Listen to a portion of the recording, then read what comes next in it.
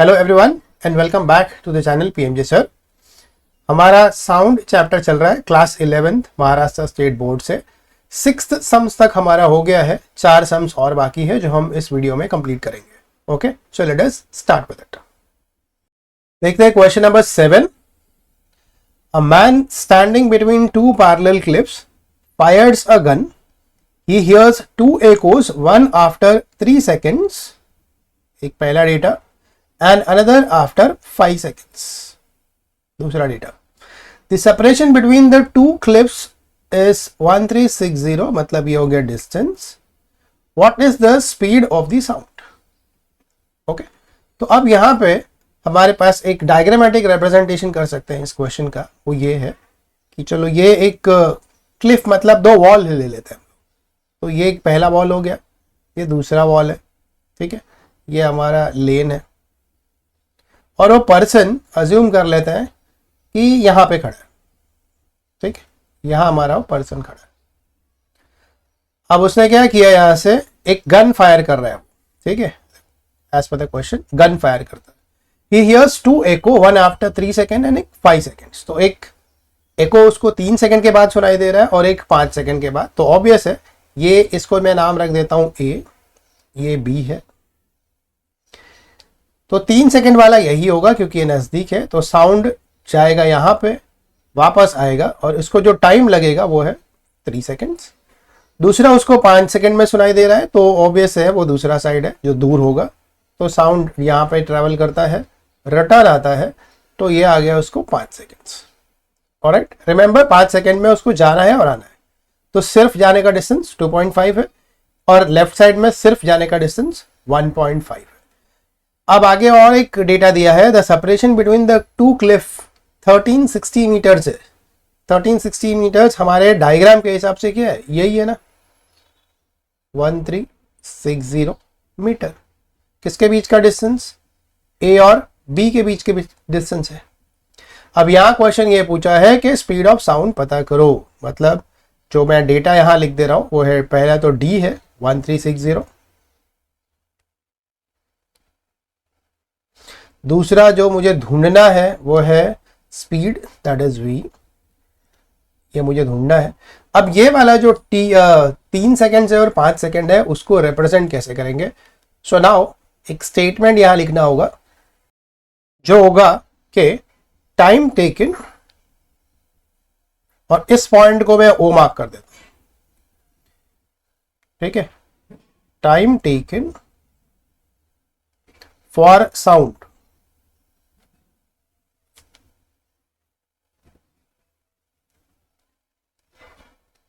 To move from, अब O to A, जिसका नाम रखूंगा मैं T1, ठीक है। 3 सेकेंड्स टोटल टाइम है, डिवाइड बाई 2 कितना आ गया, 1.5 सेकेंड्स। ये यहां ध्यान रखो, 3 सेकंड में वो साउंड जाकर वापस आता है, तो सिर्फ जाने के लिए 1.5, आने के लिए 1.5। मैं वो टेक्निक यूज कर रहा हूं। तो O से A तक जाने के लिए जो टाइम लगेगा, दैट इज O से A तक जाने के लिए जो टाइम है वो 3 सेकंड्स का हाफ है। दूसरा O से B, तो O to B, O to B भी यहां मुझे पता है कितना है, 5 सेकंड्स दिया हुआ है, इसको मैं नाम रख देता हूं T2।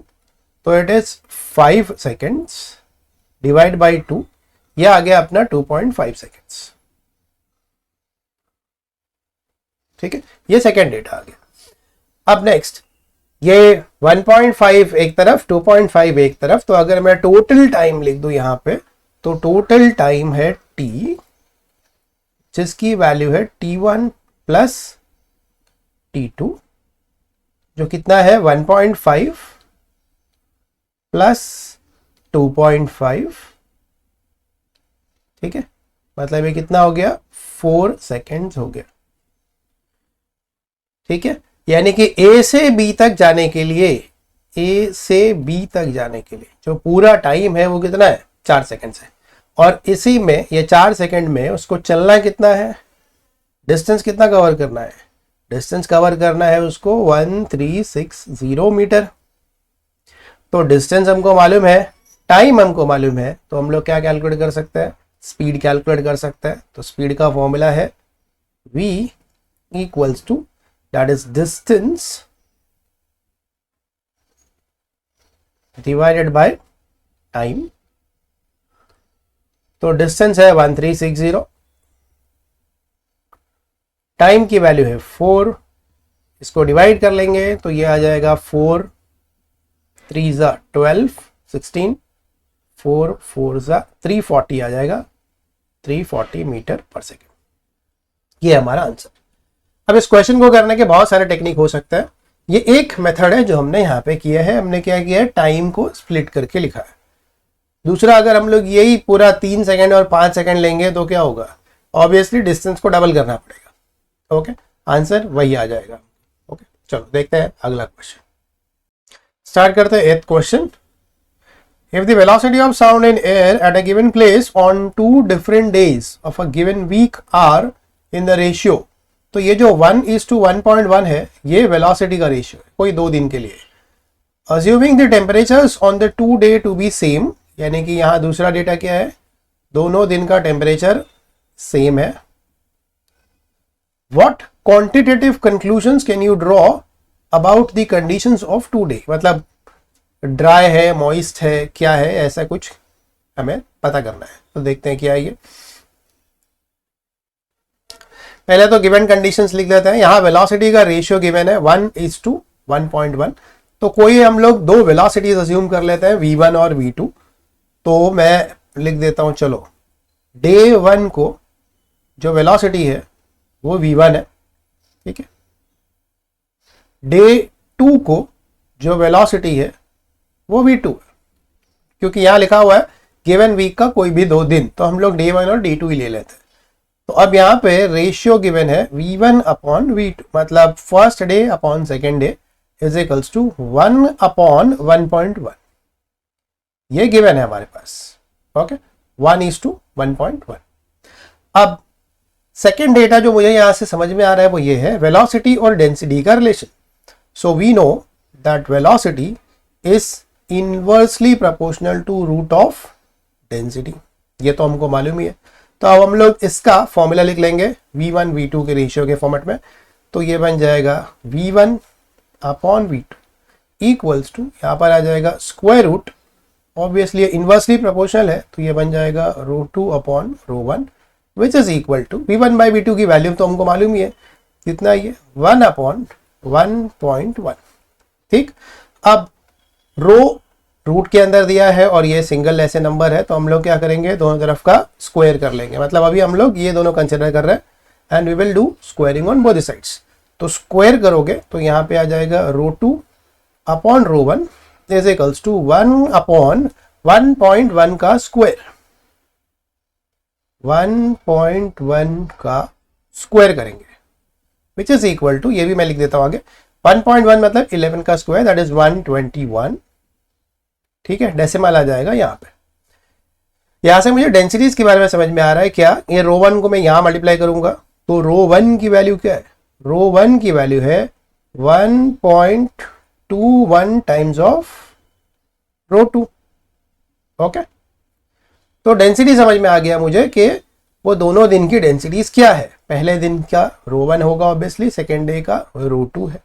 तो यहां से कंक्लूजन क्या समझ में आ रहा है कि ρ1 और ρ2 के बीच में रिलेशन क्या है, ρ1 इज ग्रेटर देन ρ2, क्योंकि 1.21 times of ρ2 is equals to ρ1।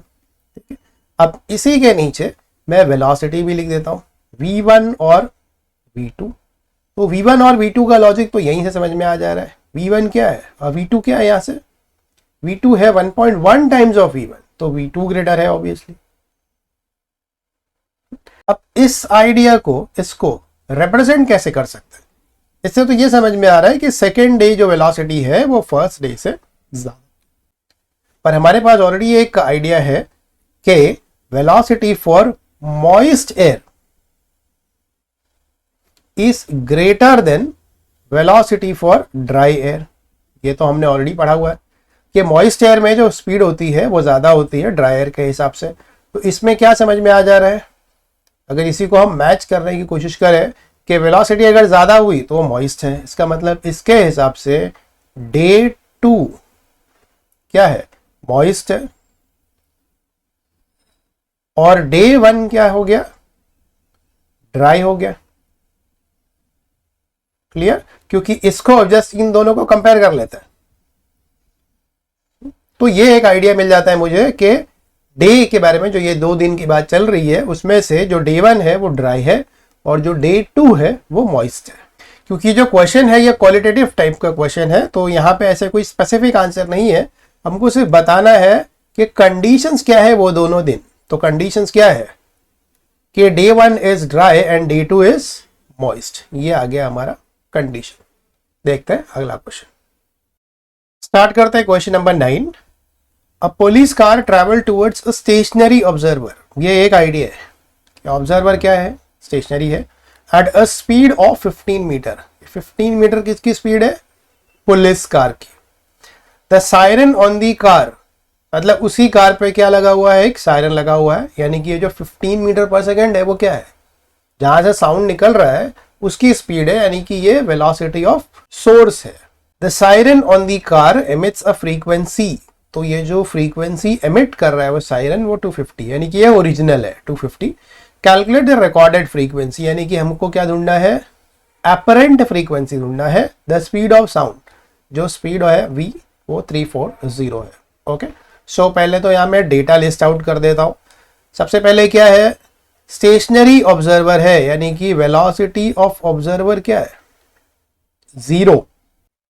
उसके बाद है पुलिस कार, जिसका स्पीड है 15 मीटर पर सेकेंड, यानी कि ये सोर्स है, velocity of source 15 metre per second. The siren on the car emits, मतलब ये बन जाएगा original frequency 250।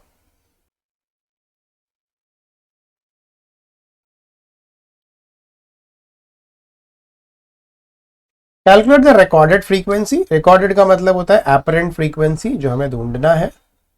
The speed of sound, जो साउंड की स्पीड गिवन है वो है 340। ओके, फॉर्मूला जो हमें यूज करना है वो है डॉपलर इफेक्ट का, तो जो फॉर्मूला है वो है n is equals to n naught, ये हो गया रियल वाला, v साउंड की velocity, v minus vs। Okay, अगर यहां पे दोबारा ये ऑब्जर्वर भी मूव हो रहा होता तो ये आ जाता न्यूमरेटर में। अब वैल्यूज पुट करेंगे यहाँ पे सारा, n नॉट रियल वाला वैल्यू है, ये है 250 इन दी ब्रैकेट, v है साउंड का स्पीड जो है 340,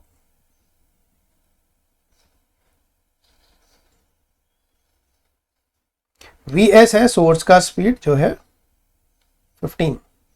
ओके, इसको फर्दर अगर सॉल्व करेंगे तो ये लिख देंगे यहाँ पे 250 multiply by 340 divided by 340 minus 15 बन जाएगा ये 325। ओके, नेक्स्ट स्टेप में क्योंकि ये कैंसिल होगा नहीं, हम लोग यहाँ पे लॉग लगा देंगे। तो जो मेरा लॉग का स्टेप है वो है anti log of, okay, log 250 plus log of 340 minus log of 325।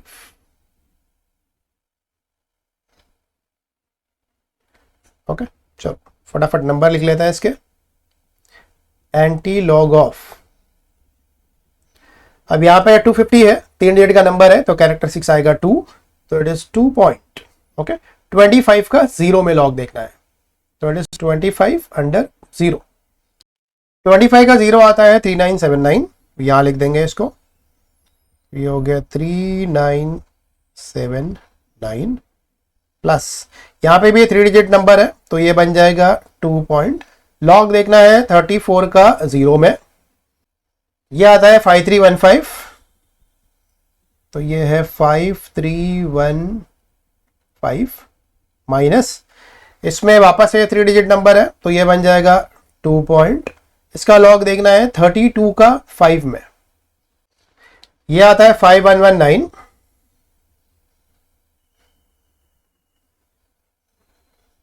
Okay, अब ये फर्स्ट दो नंबर्स को ऐड कर लेंगे और इसको सब्ट्रैक्ट कर लेंगे। ये सब कुछ सॉल्व करने के बाद आता है 2.4175। ओके, बस अब इसका एंटी लॉग ले लेंगे और वो हमारा आंसर है। एंटी लॉग कैसे लेना है, 41 का 7 में 5 देखना है, वो मैं यहां ऊपर लिख देता हूं। इसका एंटी लॉग लेने के बाद आता है 2615, तो मैं यहां लिख देता हूं 2615। अब डेसिमल कहाँ आएगा, यहां पे लिखा हुआ है 2 पॉइंट, तो डेसिमल आएगा 2 + 1 3, दैट इज 3 डिजिट के बाद 261.5। ओके, ये है मेरा एपरेंट फ्रीक्वेंसी का value. So remember one thing, while doing log and anti log, जो मीन डिफरेंस का कॉलम है वो तुम्हें ऐड ही करना है। इस केस में 41 का 7 में 5 देखेंगे, जो भी नंबर आएगा वो ऐड करने के बाद 261.5 हर्ट्ज आता है। ऑलराइट, तो this finishes your question number 9। Let us see question number 10। देखते हैं 10th question, the last one. The sound emitted from the siren of an ambulance has frequency of, तो सायरन की फ्रीक्वेंसी यानी कि ये ओरिजिनल फ्रीक्वेंसी होगी। The speed of the sound is, तो ये v की वैल्यू है 340। Calculate the difference in frequency heard by the stationary observer, observer क्या है, स्टेशनरी है। If the ambulance initially travel towards, तो एक बार वो एम्बुलेंस ऑब्जर्वर के पास आ रही है, एंड देन अवे, तो एक बार टूवर्ड्स है और एक बार अवे है from the observer eight a speed of, यानी कि उस एम्बुलेंस का स्पीड हमारे पास है वो है 30 मीटर पर सेकेंड। तो अभी जो डेटा यहाँ पे हमारे पास अवेलेबल है वो लिखूंगा मैं पहले तो ये 1500 है ओरिजिनल, तो that is my n0।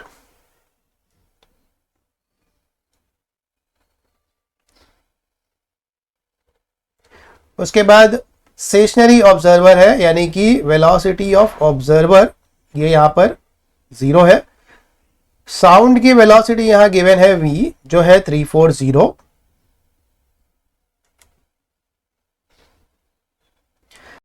Next है मेरा वेलोसिटी ऑफ सोर्स, जो है मेरा vs, वो है 30 मीटर पर सेकेंड। तो इस क्वेश्चन को अगर मैं डायग्रामेटिकली यहां पे दिखाऊं तो ये ऐसा कुछ कंडीशन है, यहां हमारा ऑब्जर्वर खड़ा है। ओके, यहां पे हम एक वैन से आ रहे हैं, दैट इज एम्बुलेंस। तो जब ये यहां से यहां ट्रेवल कर रहे हैं, that is towards, let us से उसका जो स्पीड मैं लिखने वाला हूं वो लिखूंगा मैं v1, और फिर वो अप्रोच करने के बाद वापस से इससे दूर भी जा रहा है, अवे, तब मैं जो स्पीड लिखने वाला हूं वो है v2। तो v1 मेरे लिए क्या है, अप्रोच वाला, v2 मेरे लिए गोइंग अवे है। तो ऐसे ही यहाँ पे दो फॉर्मूलास लिख देंगे, और जो क्वेश्चन है वो ये है कि calculate the difference in their frequency, यानी कि यहां जो फ्रीक्वेंसी सुनाई देगा और यहां जो फ्रीक्वेंसी सुनाई देगा उनके बीच में डिफरेंस क्या है। तो लेट अस से कि जब ये अप्रोच कर रहा था तो जो स्पीड थी वो v1 थी, और जो फ्रीक्वेंसी आएगा वो n1 आएगा। नेक्स्ट, जब ये दूर जा रहा है तो जो स्पीड है वो v2 है, और जो फ्रीक्वेंसी है उसको मैं लिखता हूं n2। ओके, तो I have got v1 v2 n1 n2। अब फॉर्मूला लिख लेते हैं यहां पे। तो फर्स्ट वाला सॉल्व करूंगा मैं जब ये अप्रोच कर रहा है।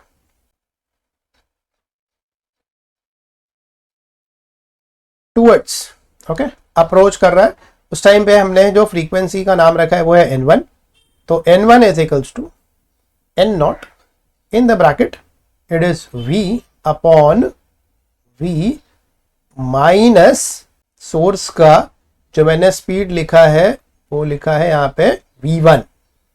ओके, तो v upon v minus v1, n0 की वैल्यू 1500 है, तो ये आ गया 1500 मल्टीप्लाई बाय v का वैल्यू 340 है, 340 डिवाइडेड बाय, अब डिनोमिनेटर में v माइनस v1 लिखना है, v की वैल्यू तो 340 है और V1 की वैल्यू है 30। ओके, नेक्स्ट स्टेप में ये न्यूमरेटर मल्टीप्लाई करने के बाद आता है 51 डिवाइडेड बाय 340 माइनस 30, ये है 310। ओके, ये एक जीरो कैंसिल हो जाएगा। अब 31 से अगर इसको डिवाइड करेंगे तो जो नंबर मिलेगा वो है 1645। तो इट इज 1645.1 आता है, पर इतना लिख सकते हैं। ठीक है, ये फर्स्ट आंसर आ गया। अब ऐसे ही क्या करना है, सेकंड केस सॉल्व करना है जब ये दूर जा रहा है उससे, तो इट इज मूविंग अवे। अब जो फॉर्मूला बनने वाला है और जो फ्रीक्वेंसी बनने वाला है, या डायग्राम में देख लेते हैं। स्पीड को लिखना है v2, फ्रीक्वेंसी को लिखना है n2, तो ये है मेरा n2, that is equal to n0। Formula बनेगा v अपॉन v। अब ये दूर जा रहा है तो जो टर्म है वो पॉजिटिव बन जाएगा, v प्लस v2। ओके, ये डायरेक्टली यहां पे लिखेंगे हम लोग 1500 मल्टीप्लाई बाय 340 डिवाइड। अब ये डिवाइड करने के बाद 340 प्लस 30 है। न्यूमरेटर तो हमको मालूम ही है, सॉल्व करके क्या आने वाला है, तो इट इज 51। डिनोमिनेटर में 340 प्लस 30 दैट इज 370। इसमें क्या करना है, ये जीरो कट कर देना है और इस नंबर को 37 से डिवाइड कर लेना। ये नंबर आता है 1378। पॉइंट में भी नंबर है पर let us not right it. ये आ गया सेकेंड फ्रीक्वेंसी। अब क्वेश्चन में था calculate the difference in their frequency, मतलब हमको इस फ्रीक्वेंसी के बीच का डिफरेंस ढूंढना था। सो वो डिफरेंस ढूंढ लेते हैं हम लोग यहाँ पे।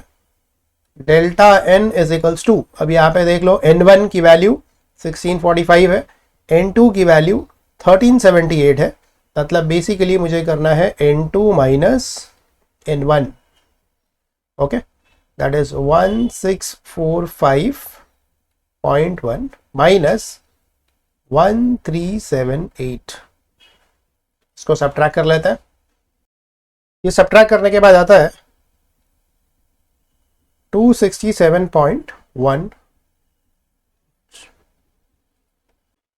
ओके, सो द फ्रीक्वेंसी में चेंज आया है वो कितना आया है, 267.1 हर्ट्ज आया है।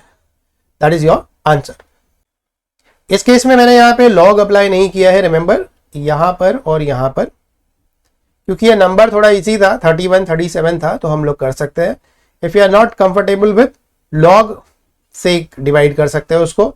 सेम मेथड रहेगा हमारा, log of numerator minus log of denominator, और उसका एंटी लॉग निकालेंगे तो you will get your answers. अब लॉग वगैरह से करोगे तो एट द एंड होगा क्या, ये सिर्फ 4 ही नंबर आएगा, 1645.1 तो आएगा नहीं, तो ये 0.1 लिखने की कोई जरूरत नहीं है। करेक्ट, तो इट इज 1645 1378 माइनस करेंगे 267.1 आ गया आंसर। ओके, तब ये पॉइंट में नहीं आएगा। तो विद दिस हमारा साउंड चैप्टर खत्म होता है। Okay, soon will come with some other chapter.